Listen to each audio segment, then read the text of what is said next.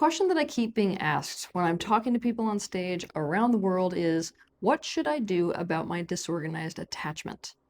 What people are calling disorganized attachment is one of the most tormenting and painful things that a human being can experience, and very few experts actually understand it.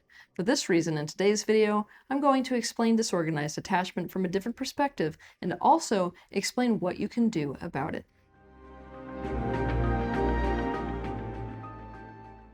First, let me explain very briefly what disorganized attachment is. Attachment theory was pioneered by John Bowlby. He set out to understand the emotional bonds between people, most especially between parent and child, which sets the foundation for all subsequent relationships. In his research, he recognized the difference between secure and insecure bonds, basically, secure versus insecure attachments. He identified and was focused on three main styles of attachment: secure, anxious, ambivalent, and avoidant. To give you a flyby, and I mean a really serious flyby, of these types of attachments. Someone with secure attachment feels secure in their relationship with other people, and due to this, they aren't clinging desperately to other people for fear of abandonment, nor are they pushing other people away to avoid any pains that may come with closeness or the attempt at closeness, such as enmeshment or consistent dismissal or rejection, etc.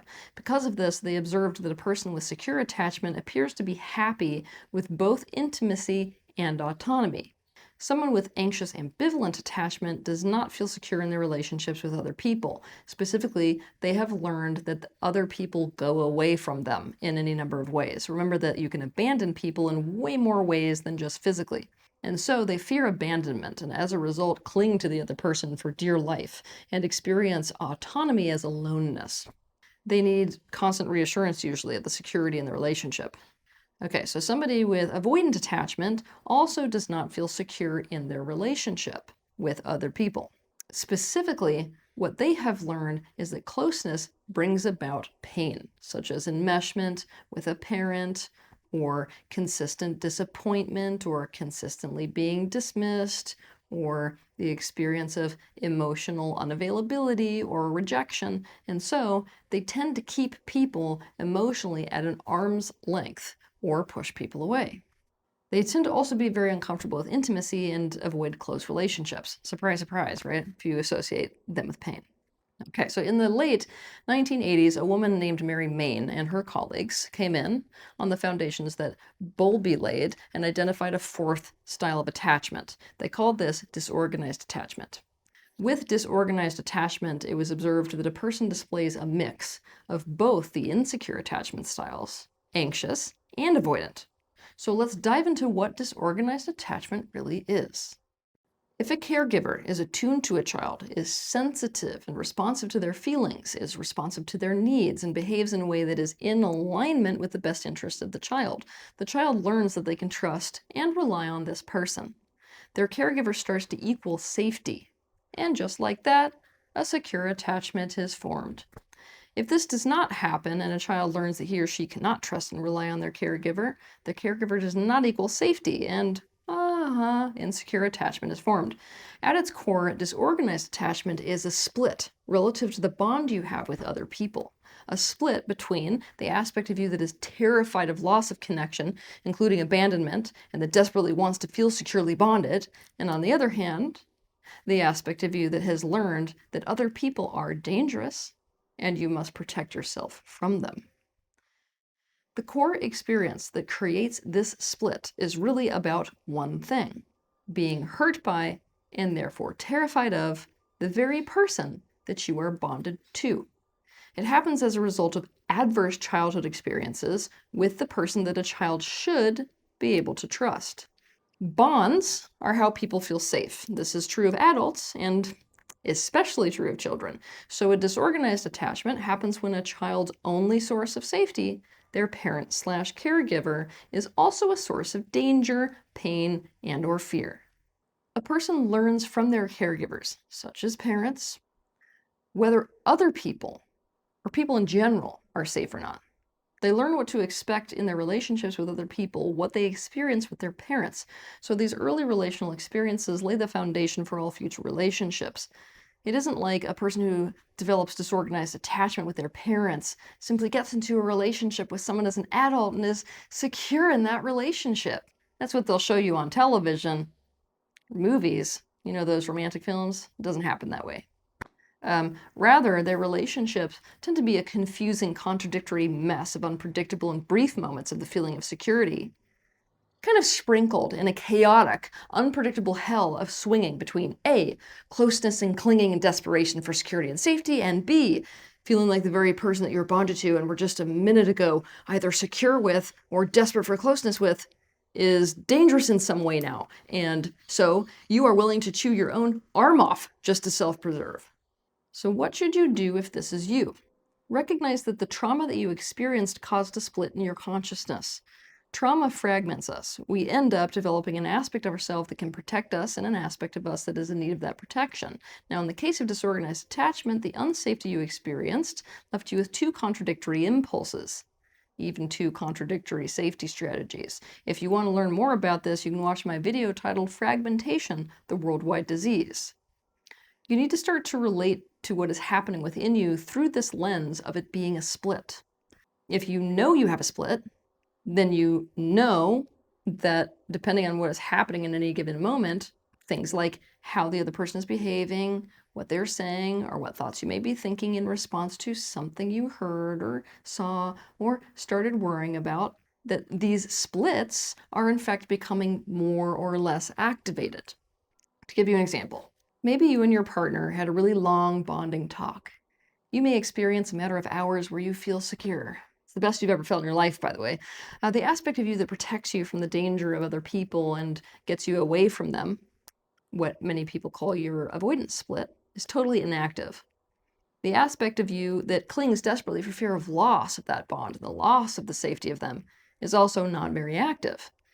The fact that you feel good in the relationship may, though, activate a tiny bit when you think about the occasional potential of this person that you love dying or something, may flare that aspect of you that's anxious, but neither is really up, right? However, the next morning you found out that your partner broke their word with you.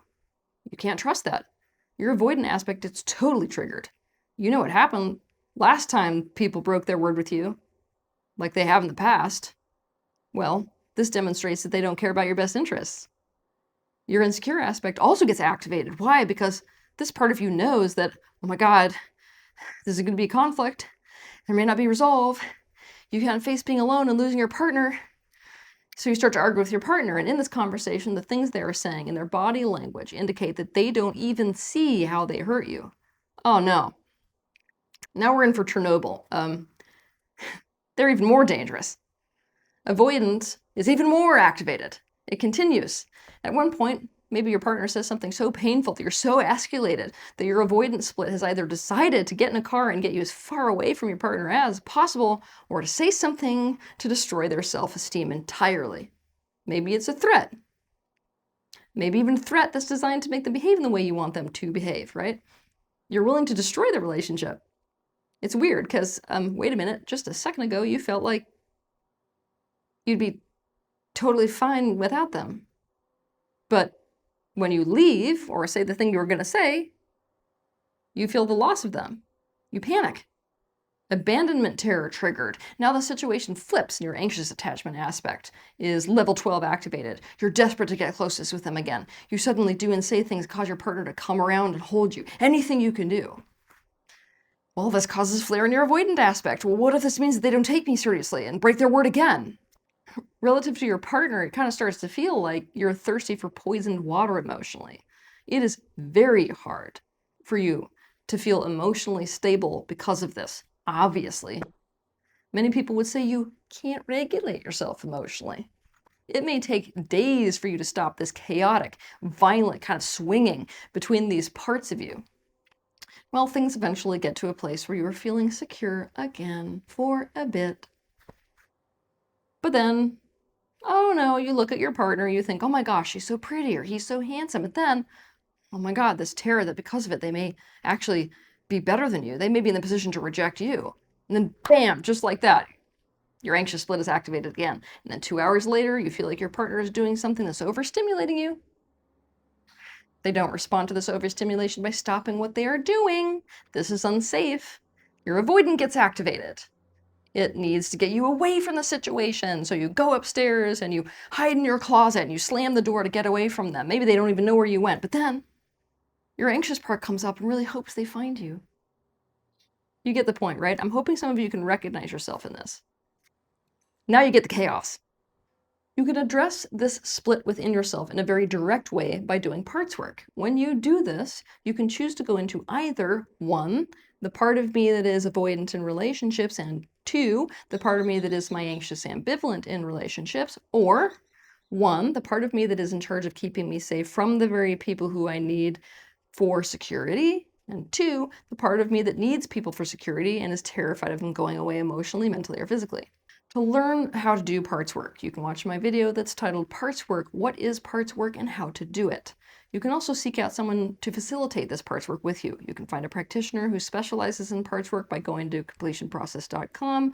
There are also other modalities that include parts work that you can look to for facilitation.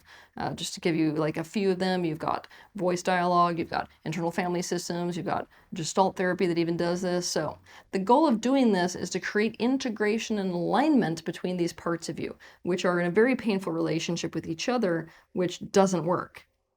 And what you're trying to do also is to create a better strategy for safety in relationships with people that both of these aspects of you agree with. When it applies to real time, one or both aspects of the split are activated scenarios, the key is to consistently remember to observe yourself. Watch these reactions you're having, the thoughts you're thinking, and what you are having the impulse to say and do. See them for what they are in the moment. For example, here I am, feeling like running away, burning hot with fear and fury, having this violent impulse to threaten or leave my partner. Here's my avoidance split. It is designed to protect me, and then specifically, how is it going about trying to do this? i.e. by taking me away from the other person, who I see as dangerous at this moment, or by threatening this person so as to dominate them.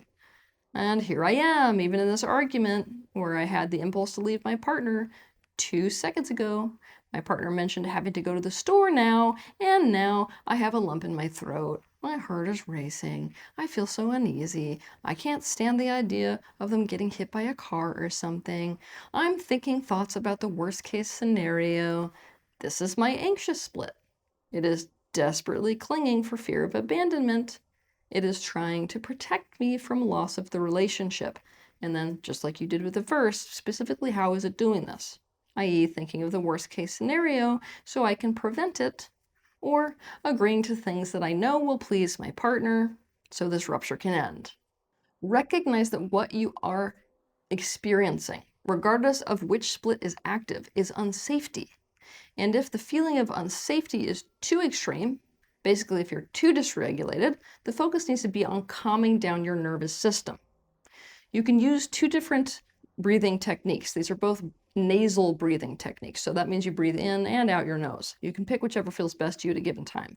The first is the 4-6-8 breath. For this breathing pattern, you breathe in for the count of 4 seconds, hold your breath at the top of that inhale for 6 seconds, and breathe out for the count of 8 seconds. And the second breathing pattern is box breath. For this breathing pattern, you breathe in for the count of 4, hold for 4 seconds, release for 4 seconds, and then again at the bottom of the breath holding for 4 seconds. With these breathing patterns, you want to do them for whatever duration feels comfortable and effective for you. You're looking to do what causes a physiological de-escalation. It also helps a lot to close your eyes and just be totally still for a while, letting that kind of chaos happen within you. It also may help to splash your face or submerge your face in cold water, or to take an ice pack, put it on the back of your neck or on your chest for a few minutes. Then you want to watch what any part that is active is thinking and doing within you from this objective perspective, and then lovingly respond to it. Think about doing this like helping a person that is triggered as hell, right? Perhaps like a loving parent would, or an advocate, or a therapist. The goal is to make sure that this chaotic, subconscious, and automatic process that is happening within you becomes as conscious as possible. And with this, you're going to consciously decide upon what the actual, not knee-jerk, best thing is to say or do in the situation at hand, to be in alignment with your values and with what you really want most. I do want to say here that if you are in a relationship, your actual need is to have the relationship become better and stronger and safer and more secure. If you love the other person or you want them, with you, you want them to feel safe and good. One of the hardest things to do is to remember that when you're triggered like this and feeling like the other person is so dangerous, they feel more like an enemy than someone that you love. So it's very important to remind yourself, this is not an enemy. This person is not against me. These types of things, because you will immediately and automatically go into that mode.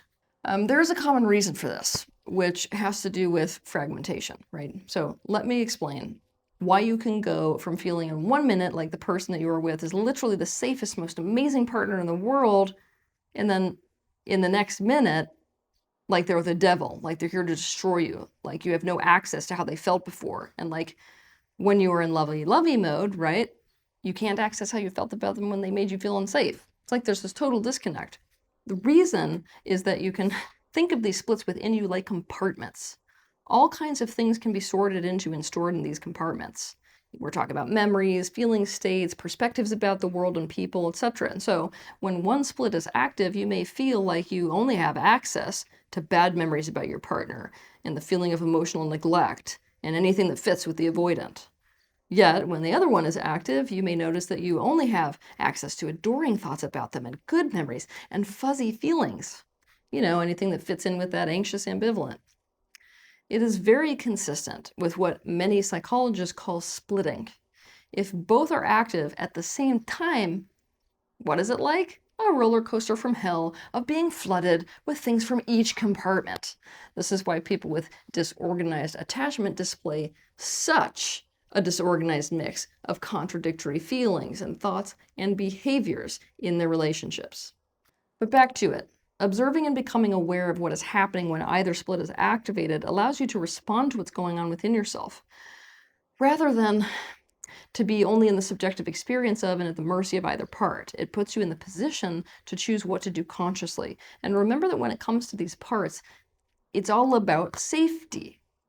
You want to feel safe and secure, especially in your relationship. So, are you genuinely on the safe? Would be the first automatic question to ask yourself. If so, how? To the contrary, how might you be safe in this moment? You need to question your perception of unsafety to figure out if the other person is genuinely a threat or not. You need to feel safety. So what is the best, most direct way to actually achieve a feeling of safety in this situation? Especially knowing that if you make a knee-jerk move in one direction, you've already learned that it's going to trigger the other split into activation, and that's just going to be a totally different type of pain. It's really important to remind yourself when you're flipping out like this, that in a relationship, right, it can't be up to the other person to become safe and give you security only. You need to also behave in ways that make the other person safe and secure with you. So consider whether you are behaving in a way that makes the other person safe or not. It's actually better for you to do your best dance and to have your dancing partner be the one that's failing, right? Because we can get into cycles when it's like, oh, now based on the fact that you're behaving that way, I'm going to go behave this way. So this in-the-moment practice takes some practice, but at first you'll not even realize that one of these parts is activated and taken over. You're just going to be in it, doing what you always do when this happens.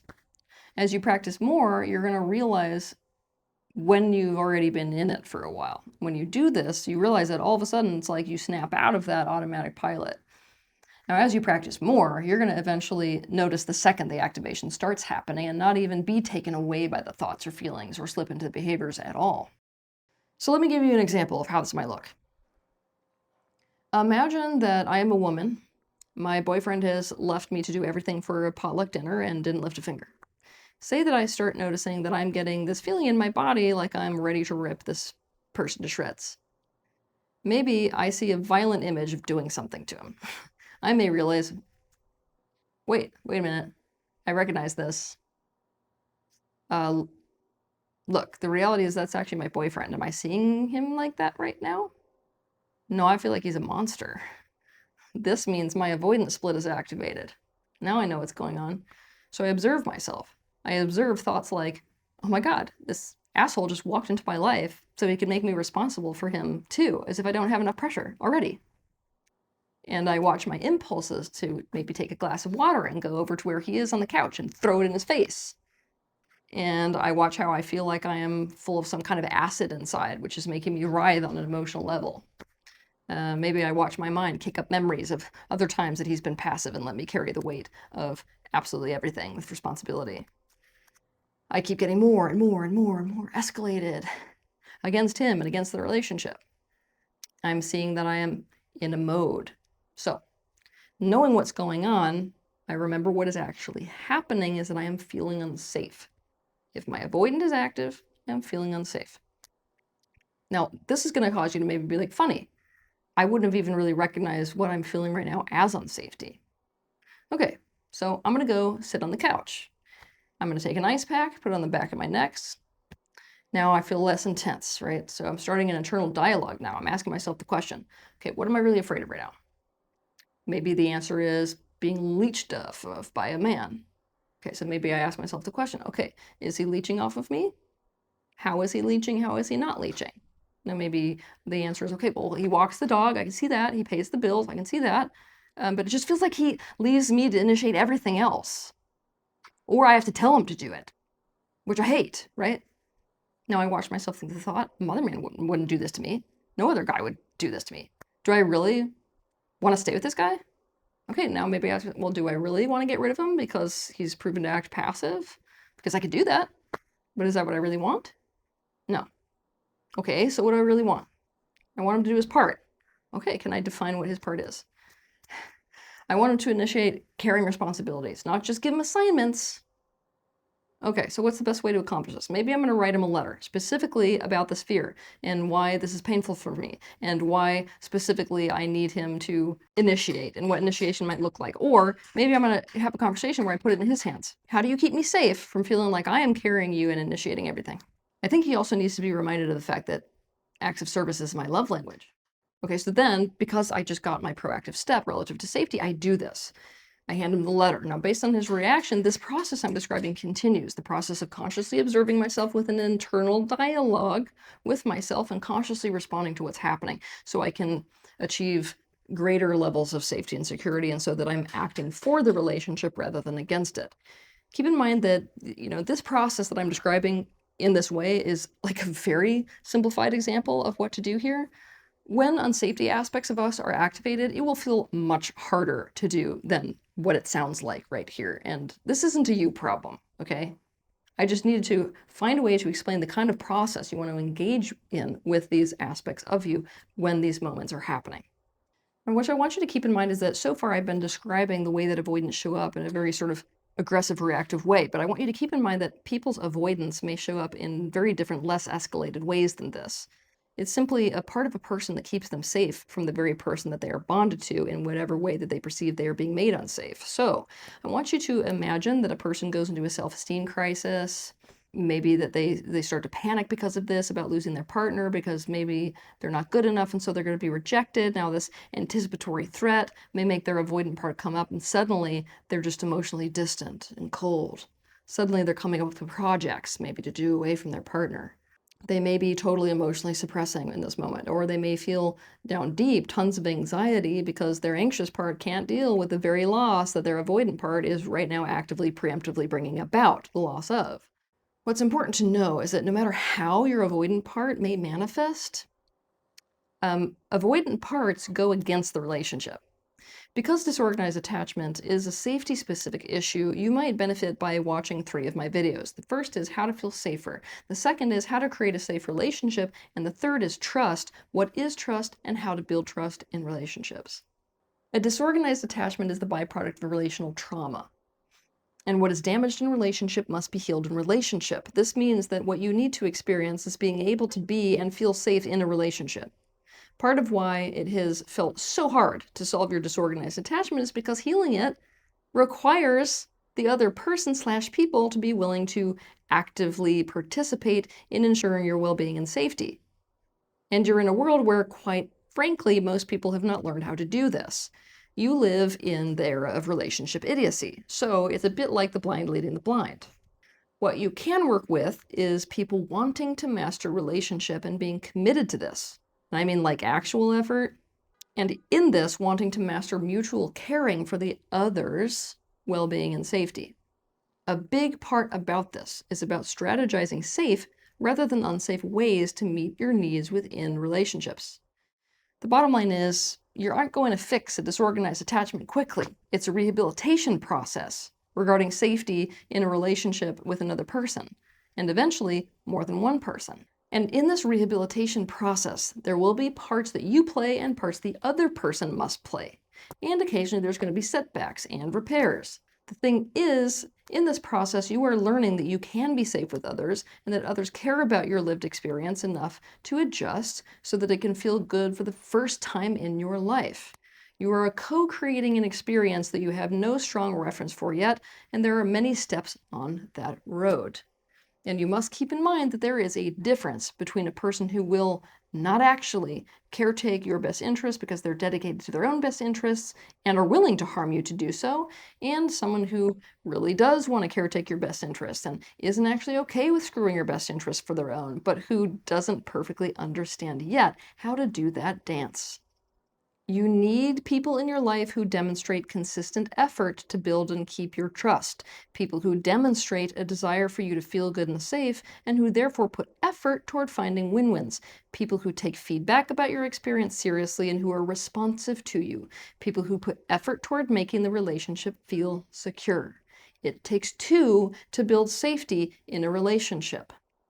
You really need to understand what it is that you're expecting from yourself. I want you to imagine that somebody goes into the water and they get bitten by a shark. And they go into the water again and they get bitten by a shark. And then they go in again and they get bitten by a shark. How easy do you think that it's going to be for this person to feel safe in the water? That is what you are expecting of yourself if you have disorganized attachment, to heal disorganized attachment and just feel good in relationships. It is not an okay expectation to have of yourself to feel good in relationships. It's a rehab process. And it's not going to happen if you get in the water and you get bitten again. And I mean really bitten, right? Not like, oh no, what was that brushed my leg, right? Because when we have disorganized attachment, we need to learn to differentiate between one and the other, and that's very hard. The process of healing disorganized attachment, especially in a world where people do not excel at making each other safe, is not easy. But contrary to how it feels, it can be done, and I've seen it done. And the more conscious that you are of what is actually occurring with it, the smoother that process will be. Have a good week.